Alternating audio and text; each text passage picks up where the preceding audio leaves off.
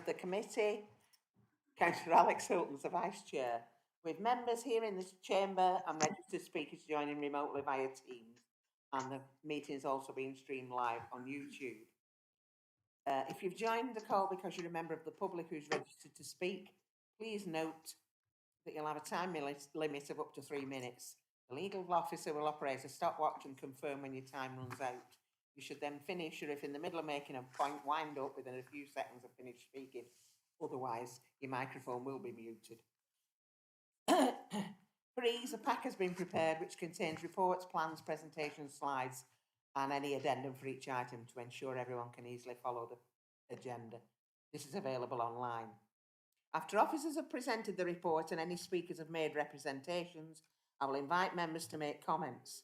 When you want to speak, please raise your hand to indicate to me that you want to. When I invite you to speak, please turn on your microphone, like I didn't. Please turn your microphone off when you finish speaking. And when speaking, could you please reference the paragraph number to enable everyone to follow you? We will be using the electronic voting system this evening. Fingers crossed. When it's time to vote, please press the corresponding button on your microphone to vote. Green is to approve the motion, red is to vote against, and amber is to abstain. Once everyone has voted, the results will be presented on screens in the council chamber and on the YouTube stream, and the vote will be confirmed by the legal officer. If the technology fails, then I'll adjourn the meeting for a few minutes to try and resolve the issue, and if this is not possible, a new date and time will be organised. Please ensure that any mobile phones are switched off. We're not expecting a fire drill, so if the alarm sounds, please exit the way you came in. It's real. Apologies for the meeting. I've got apologies from Councillor Boardman and Councillor Ridden. Any others? No. That's all, Chair. Okay. Thank you. Item 1, minutes of the meeting, the 5th of October, pages 3 to 6. Will somebody second those? Right, please vote by using the voting system. Press the green button if you're in favour of approving the minutes. Red if you oppose.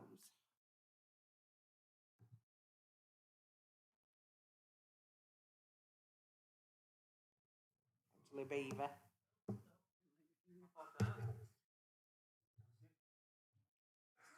Councillor Moore was against the minutes, but it's all right, he's lost.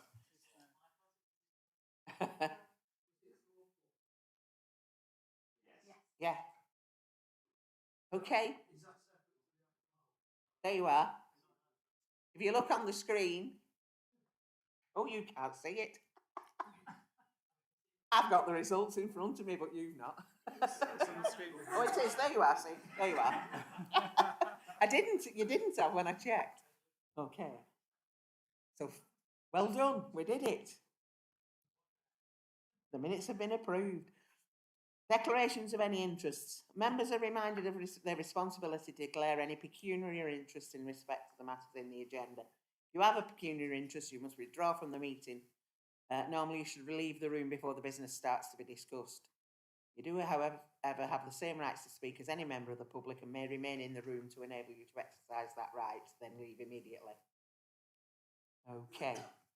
Planning applications to be determined. 3 items to be determined tonight.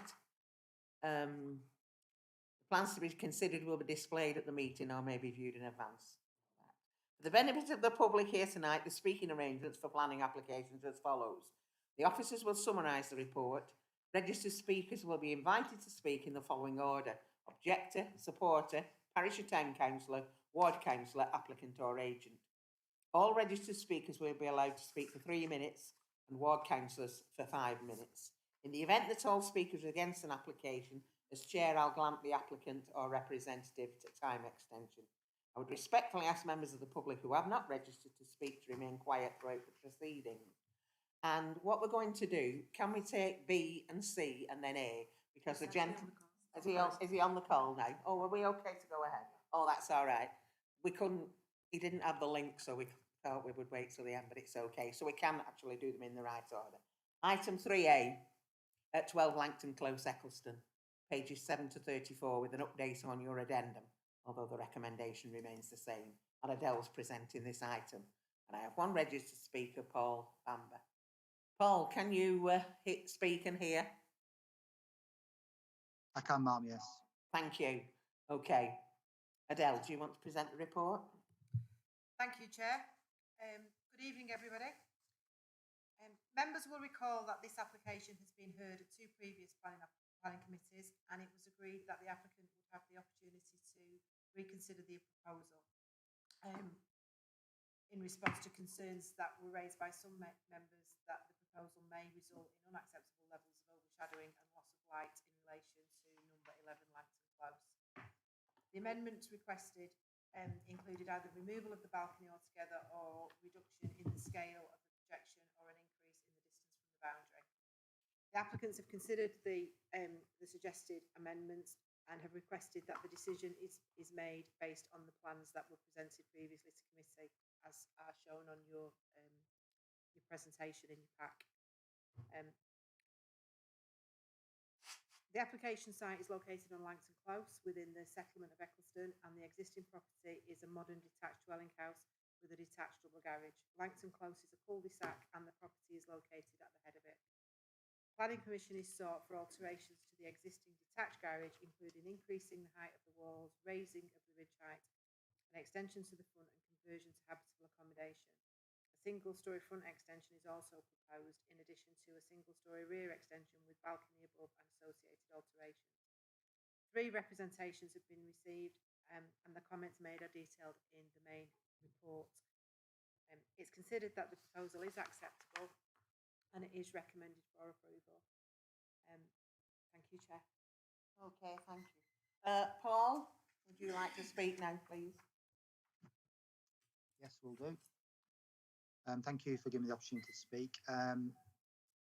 In essence, we've no objections to the vast majority of the plans, only the rear single-storey extension containing balcony. As you will be aware, the last meeting, the decision to defer the application, for the applicant to consider some amendments as a compromise, and sadly no amendments have been made, which is disappointing for us. I would like to refer to the planning considerations document. I believe several of the points will be breached if the application is approved. Point number 12 states, in many cases, balconies are unacceptable, should be designed into the fabric of the property, and we believe a balcony, which is 9 foot wide by 5 foot high, including 1 foot of brickwork to make it 6 foot high, will be unsightly and have an adverse effect on visual amenities from our kitchen and bedroom. We also believe it breaches number 16, overbearing impacts, and number 17, loss of light, which will clearly occur. Number 18 states that the SPD states balconies or terraces which lead to an unacceptable level of overlooking or visually intrusive are unacceptable. So in respect to that, my question would be, can the committee please explain if a single-storey rear extension with balcony follows the exception rather than the rule? Because I know that balconies are very rarely passed in planning. If a 9 foot by 5 foot wide screen is not visually intrusive, it does beg the question, what is? We bought this house as our forever home due to the stunning views and location. We suspect the applicant also enjoys the views from which they'll be unaffected, whereas for us it will be significantly impaired, leading to a lack of or less enjoyment in our property which we purchased for those views. I would like to fully thank the members of the committee who gave up the precious time to conduct a site visit, which allowed them the opportunity to see why we're objecting to this part of the proposed extension. It's not that we're awkward neighbours, far from it. We're quite keen to make our house the best it can be as well. But we just feel that when we go outside and see this large extension right next to our fence, it's going to visually impact on us quite significantly. Thank you for your time. Okay, so do you want to come back on anything? No. Okay, over to you, members. Councillor Whitaker. There's a reference in where it was August or September when we first looked at this that I asked for this to come to committee. And I was grateful to the officers, I'm grateful to the officers for doing that. As a result of the discussions that we had at the planning committee, members agreed on a site visit. And as in most site visits, we don't take a vote on the site visit, but there was certainly I felt that there was a certain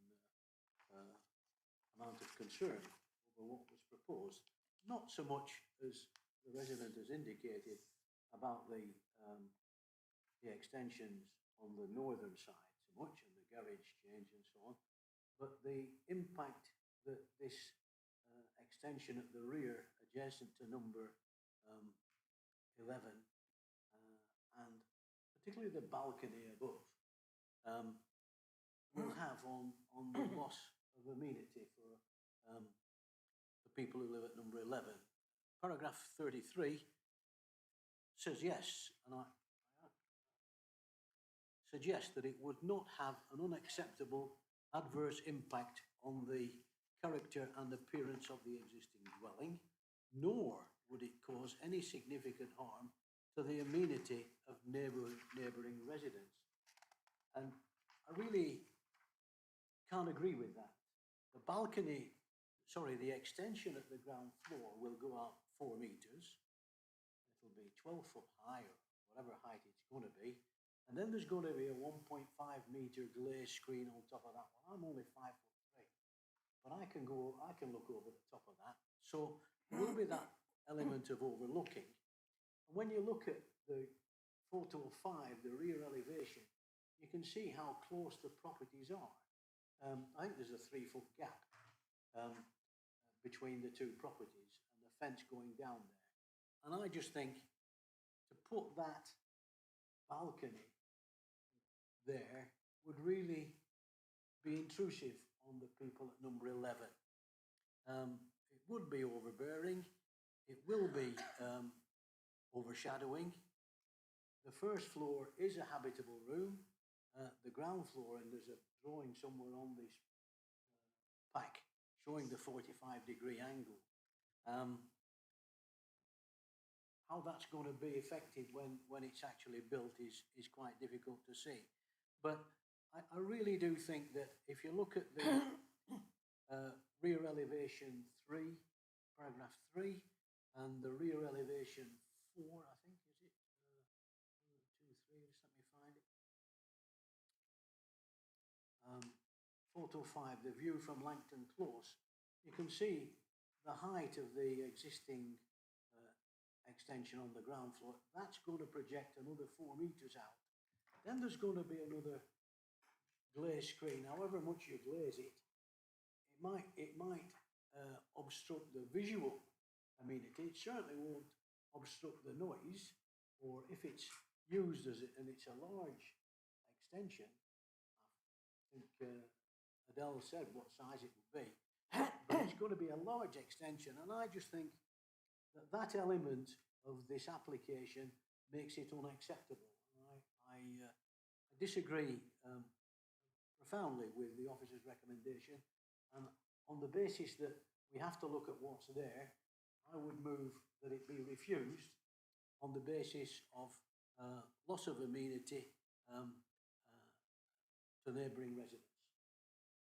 Okay, Thank you, Chair. Thank you. Anyone else wish to speak? Councillor Heaton? I recently revisited this because I'd not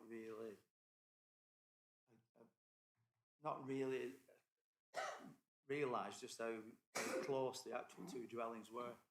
The applicant's house is set back from the number 11, which is the next door neighbour who's been on the internet speaking to us. So it's already set back, and then another extension will set it further back. And then the balcony on the top will, and I agree with Councillor Whitaker, will then prevent loss of amenity to the neighbour and be overbearing impacts on his own house, on his house.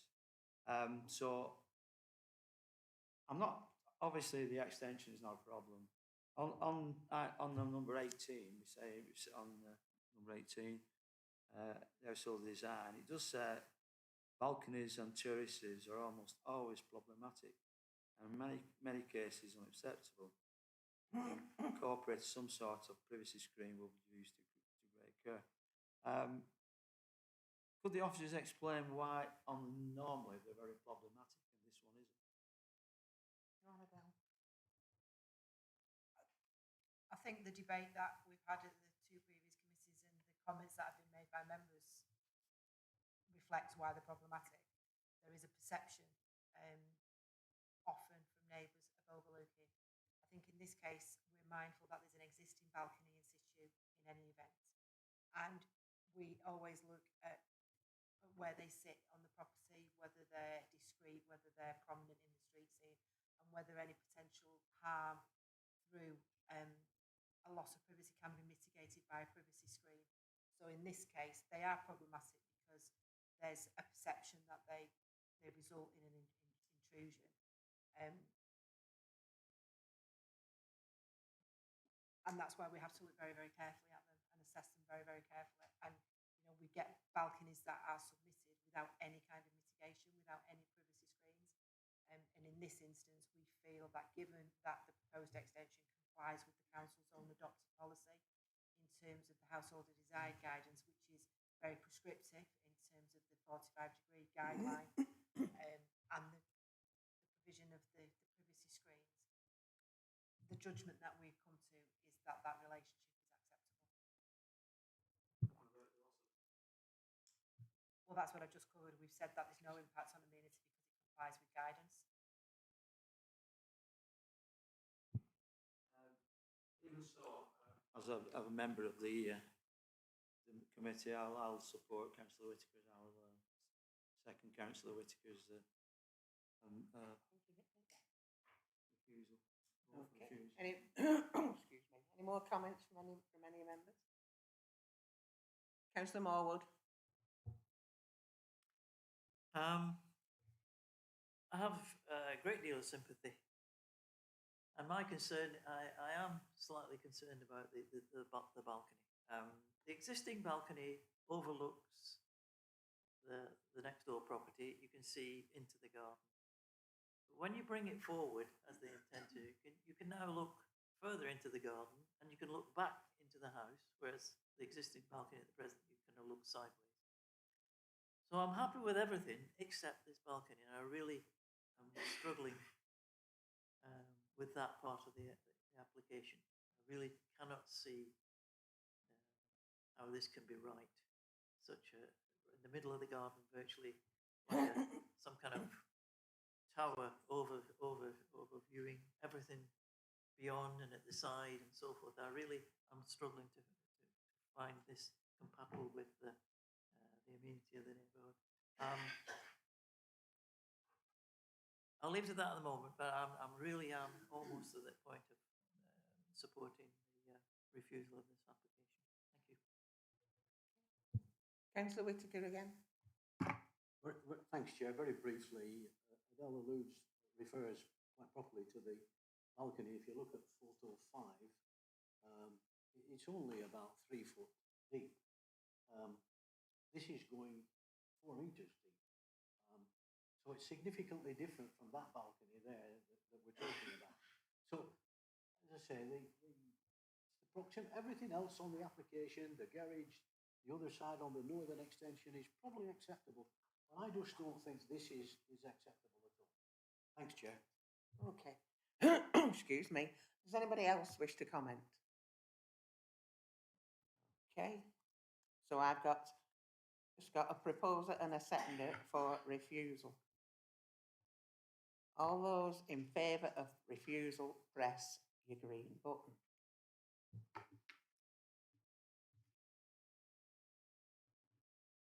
If you're against refusal, press your red button.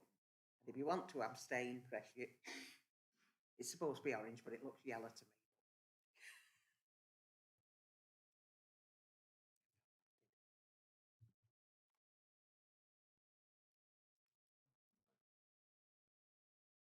Councillor Heaton, you've not voted. I should have. I pressed the green button. Yeah. Yeah, well, if you look up here, it tells you when it's on the screen. All right. I Taz. pressed it before. Thank you, Chair. So members have decided to refuse the application before them on the basis of that it will be unacceptable and will have an adverse effect on the amenity of neighbouring properties through overlooking and will not comply with policy HS5 of the Chorley local plan. Okay, Thank you, thank you. And thank you. Now, item 3B, the Post Office to Straits, Hoghton, pages 35 to 66, with an update on your addendum, although the recommendation remains the same. Ian's going to present this item. I have one registered speaker, Ursula Walton, who's joining us on Teams. Ursula, can you speak and hear the proceedings? You're muted, Ursula.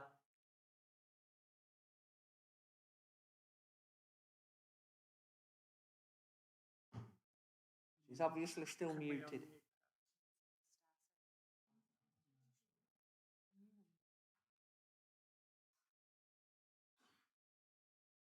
Hello? No, we can't hear you. No.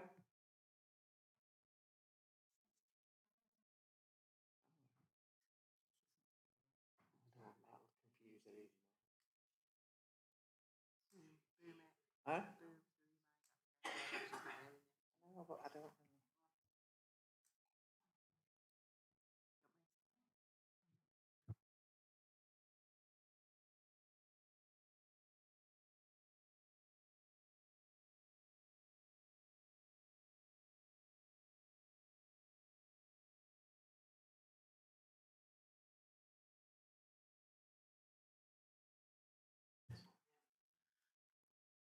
No. Well, no, she said hello.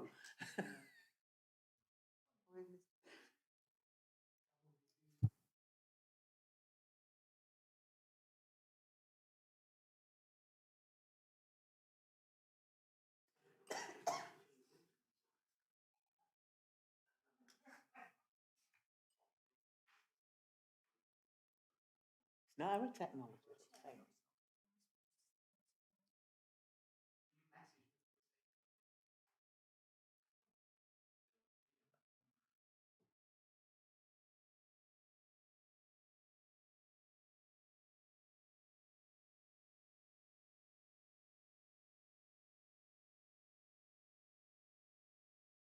Is that what's your general mute? Can you hear now?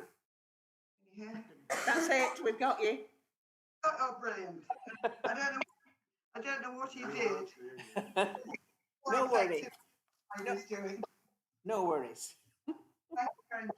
You can hear and speak now. Don't touch any buttons. No, Ian, do you want to present the report, please?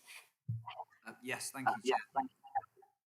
This application seeks planning permission for the erection of a single detached dwelling on land to the west side of the post office on the Straits in Hoghton. Some members may recall that planning permission was granted for a dwelling on this site in September 2019, and that this consent remains extant, which is a material consideration in the assessment of this application. The application site is located in the settlement area and comprises land that is used as a garden. The site forms a small gap in an otherwise built-up street frontage along the Straits, which is capable of being filled by a single dwelling. And it provides the opportunity to create an active street frontage without causing any significant harm to the character of the area. The development, therefore, complies with policy HS3 of the Chorley local plan. The proposed dwelling is of a simple traditional design and will be faced in stone to match the neighbouring dwellings. There will be the neighbouring buildings, really. There will be some features of interest to all elevations, whilst the scale and appearance reflects characteristics of the terrace to the east and is considered to be an appropriate design response to this particular site. The proposed dwelling would not result in any unacceptably detrimental impact on the immunity of neighbouring occupiers, whilst there are no ecological concerns in relation to the site, and the site is not in an area of flood risk. LCC Highways does not have any objections to the erection of a detached dwelling house on the site, and are of the opinion that the proposed development will not have a significant impact on highway safety, capacity or amenity in the immediate vicinity of the site, subject to conditions including the requirement for a construction traffic management plan. Overall, the proposed development is considered to be in accordance with the policies of the development plan and is recommended for approval subject to the conditions set out in the addendum. Thank you, Chair. Thanks, Ian. Ursula, do you want? Yes, can you still hear me? We can still hear you, yeah. Right, well, good evening, everyone. Of all the 9 developments proposed for the vicinity of Straits Farm, this application for a dwelling house right next to Hoghton Post Office must be the most inappropriate and the most unnecessary and the most offensive. Indeed, when the first planning permission for a property on this site was granted last year, local people just could not believe it, because the site, currently the post office garden, is minuscule, some 384 square metres, and is right next to a period stone post office building and a cluster of at least 18th century stone cottages and a farmhouse. At that time, the committee decided to decline to make a site visit, which would have shown members the true size and scale of the site. And members were informed by photographs which seemed unrealistic in that they appeared to enhance the size of the site. But unfortunately, matters have got worse. And tonight, the second application is for an even bigger and taller property on this woefully small site. Unless you know the area, a site visit really is advisable. Firstly, to appreciate the small size of this plot, which will be utterly dwarfed by the proposed dwelling house. And secondly, to appreciate the importance of this little site as almost the gateway to the village in general and to Quaker Brook Lane in particular. Not only would this development be a gross overdevelopment of the site, but its appearance and size would seriously impact and be detrimental to the character, traditional appearance and aura of this main part of the village of Hoghton. And next as period stone buildings, it will shout out, fake. Almost everywhere in Lancashire's villages and countryside, one can see ugly and inappropriate developments springing up that would not be countenanced in the south of England, where the countryside and its villages are valued. I urge members to come and see for yourselves before making this important decision, which will radically affect the appearance and character of this part of Hoghton. Thank you very much for giving me the opportunity to speak. Thank you. Right, it's over to you, members. Councillor Hilton. Thank you, Chair. Members will be aware that we've already approved for one dwelling on this site, so the principle of development's already there. In terms of the height compared to the post office, the new building that's proposed is actually less in height. It's actually shorter. I think we need to look at whether this is within character of the local area, and I think it is. I simply don't see a problem with this, so I'm quite happy to propose officer recommendations. Thank you. Okay. Anyone else? Councillor Beaver. Thank you, Chair. Whenever we're looking at any propositions, I always look at what the objections are, and I find it difficult to agree with some of the ones that are listed. Within the paper, it says dwellings, but there's only one dwelling. So that was my first confusion. It's one house. If we look at some of the photographs, you can't really see what the pages are. We get the one with the front of the post office first, go right, so you're swiping left, 1, 2, 3, 4 photographs. You've got 2 there. There's an awful lot of different types of houses in that village. So what is typical of the village? We've got stone fronted. This is going to be stone fronted. We've got rendered on the other side of the junction. If you look at where it says street view looking west, you've got houses of different sizes which go up in size to the post office. So I don't see that the difference in height is such a problem. And I would like to second the proposal. Councillor Collins. Thank you, Chair. I'd just like to difficult to tell from the plans, how much has the size of the property increased that we're looking at now from the previous application? Through you, Chair. Yeah. It's the consent that's already in place is for. It is a smaller property. It's slightly less wide, and it's the height of a dormer bungalow. So whereas this is more of a true two-storey dwelling, so that it is slightly higher at eaves, and the ridge is slightly higher as well. I don't have the exact figures, but this is of an increased height. Yeah. Thank you, Chair. Any more, excuse me, any more comments from Councillor Morwood? Sorry. Councillor Whittaker, do you want?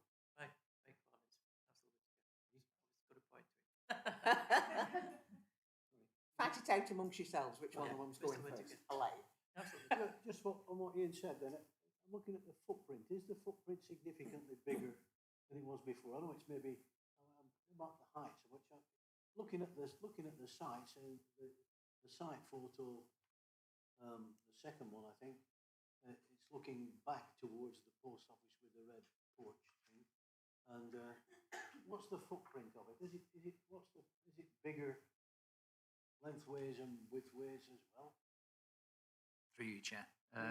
Yeah, it is slightly wider, and there is a bit more depth. So it's quite a tight plot. There would be space to the sides and a small garden to the front, but they have to retain a certain amount of area in order to get the parking into the rear, which you would access from Quakerbrook Lane. So it is a slightly larger footprint. Thank you, Chair. Okay. Councillor Morwood, did you want to speak?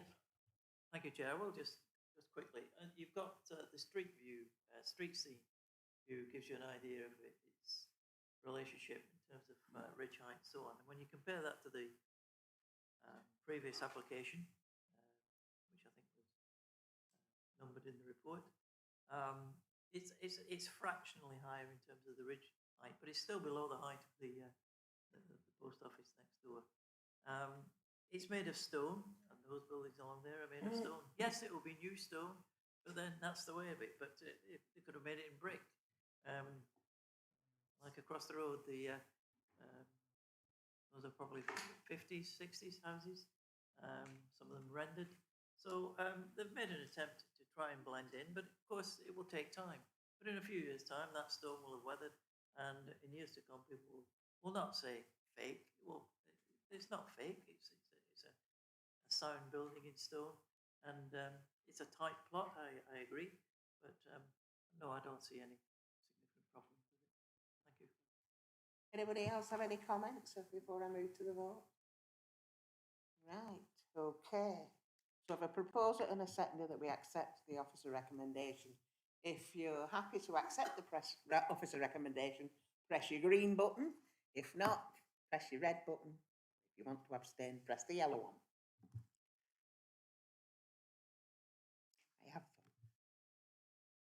You have to press it in a certain way, I think. There you go. Councillor Whittaker, you've not voted.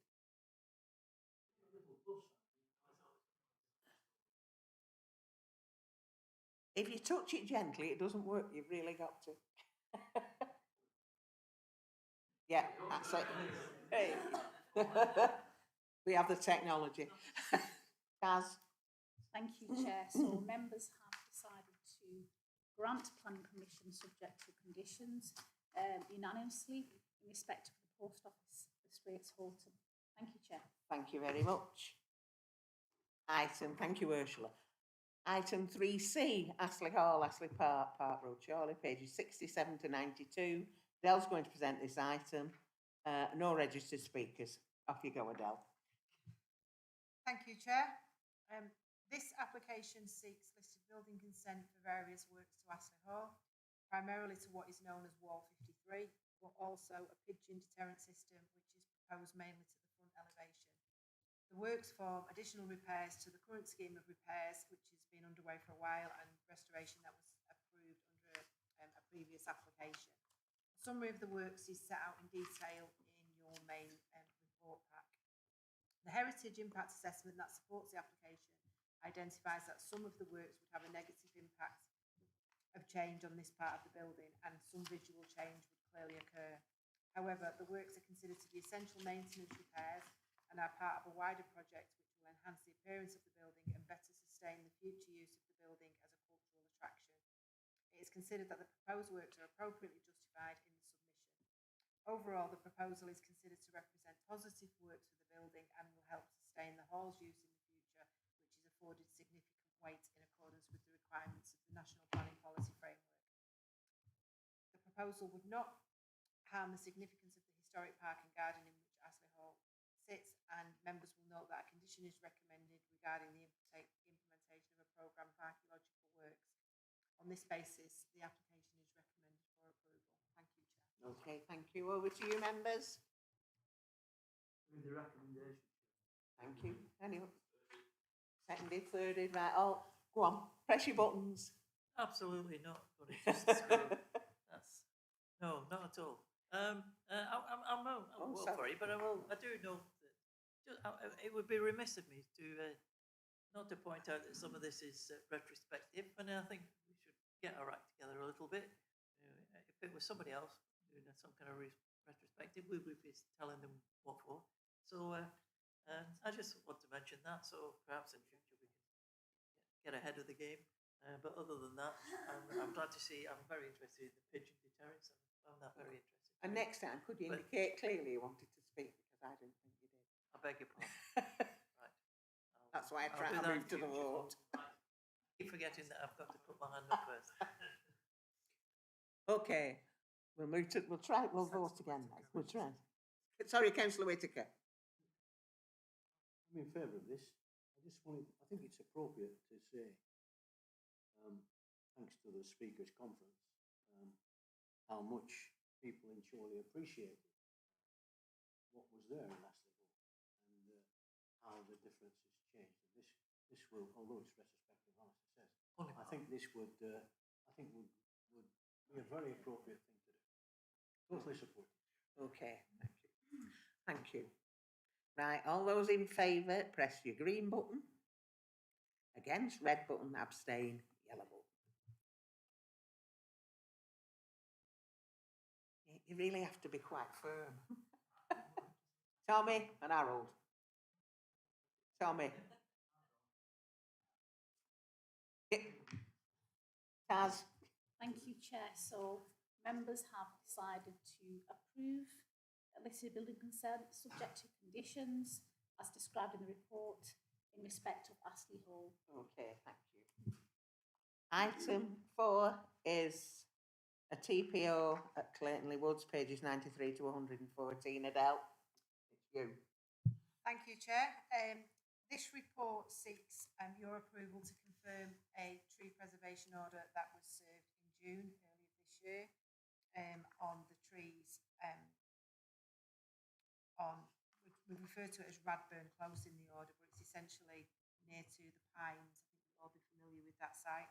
We have received objections from the occupiers of 556 Preston Road, and the reasons for the objection again are set out in the report together with the officer response. It is recommended that the order is confirmed without modification, and this would afford permanent as opposed to provisional legal protection to the trees that are covered by the order. Thank you, Chair. Okay, thank you. Thank you. Somebody second that? Thanks, Councillor Gabbett. Go on, we'll vote again. All those in favour? Sorry, Councillor Marwood again. Press the button this time.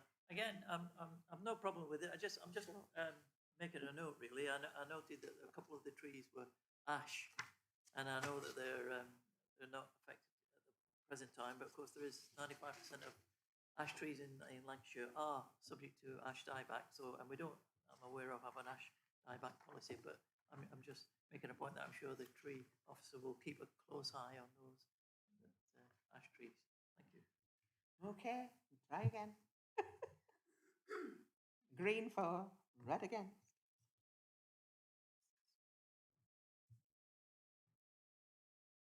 You don't press it in exactly the right way. decided. Okay, Taz? Thank you, Chair. So members have decided to confirm the order without modifications in respect of the Chorley Borough Council TPO number 4, Clayton Woods 2021. Thank you, Chair. Thank you, Taz. And I've no urgent business. So that's the end of the meeting. Thank you to all